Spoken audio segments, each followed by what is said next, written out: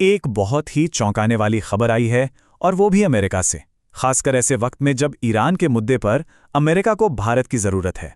बात ये चल पड़ी है कि भारत की जो खुफिया एजेंसी हैं RAW और RSS यानी राष्ट्रीय स्वयंसेवक संघ, इन पर प्रतिबंध लगा दिए जाएं।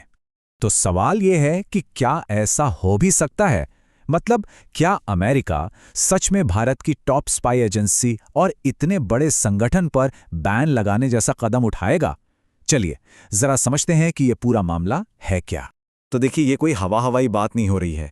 ये जो सिफारिश है ना, ये बाकायदा अमेरिकी राष्ट्रपति यानी डोनाल्ड ट्रंप उनकी डेस्क तक पहुंच चुकी है, और इसी से ये मामला और भी ज़्यादा गंभीर हो जाता है। तो ये सिफारिश की किसने है?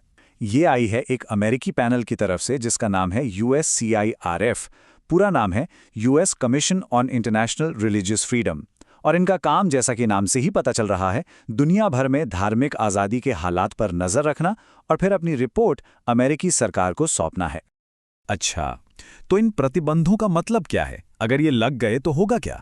चलिए देखते हैं कि इस सिफारिश में आखिर कहा क्या गया है। देखिए, इसमें दो बहुत बड़ी बातें हैं। पहली तो ये कि अमेरिका में RNW और RSS की जितनी भी प्रॉपर्टीज़ हैं, जितने भी बैंक अकाउंट्स हैं, सब फ्रीज कर दिए जाएं। और दूसरी, इनसे जुड़ा कोई भी व्यक्ति अमेरिका में घुस नहीं पाएगा, मतलब एंट्री पर पूरी तरह से बैन। ये बहुत ही कड़े कदम है। और एक दिलचस्प बात बताऊं, ये आइडिया सिर्फ अमेरिका से नहीं आया है। भारत के अंदर भी RSS पर बैन लगाने की मांग पहले भी उठी है। देश की जो मुख्य विपक्षी पार्टी है कांग्रेस, वो भी इसका सपोर्ट कर चुकी है और RSS को भारत की एकता के लिए जहर तक कह चुकी है।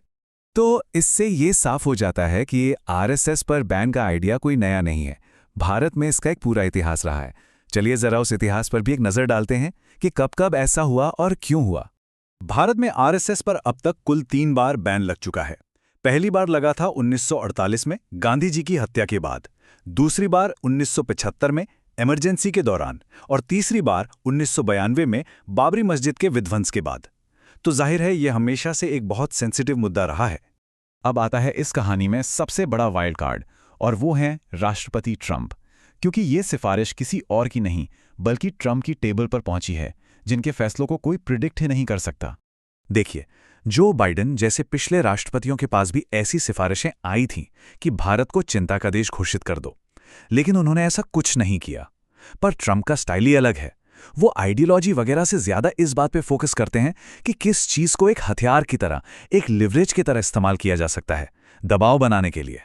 और मामला सिर्फ RNW या RSS तक ही नहीं रुका है। नहीं, इस रिपोर्ट में तो इससे भी ज्यादा गंभीर बातें हैं। जैसे पूरे भारत को ही विशेष चिंता का देश यानी कंट्री ऑफ पर्टिकुलर कंसर्न बना दो, और तो और भारत को हथियार बेचना ही बंद कर दो, मतलब फुल आर्म्स एम्बार्गो। ट्रंप का काम करने का तरीका कैसा है, ये उनकी एक हालिया बात से साफ पता चलता है। उन्होंने उन देशों को जो अमेरिका की मदद नहीं कर रहे थे, सीधी चेतावनी दी और कहा, वी विल रिमेंबर, हम याद रखेंगे। इससे उनका वो लेन देन वाला, मतलब तुम मेरे लिए क्या करोगे वाला एटीट्यूड साफ झलकता है। तो ये सारी बातें हमें एक ही बड़े सवाल पर लाकर खड़ा कर देती हैं। तो सवाल ये है कि क्या ये सिफारिश सिर्फ एक डिप्लोमैटिक चाल है, एक पत्ता जिसे ट्रंप एडमिनिस्ट्रेशन भारत पर दबाव बनाने के लिए अपने पास रखेगा, या क्या ये एक असल खतरा है जो सच में हकीकत बन सकता है? खैर, इसका जवाब तो आने वाला वक्त ही बताएगा।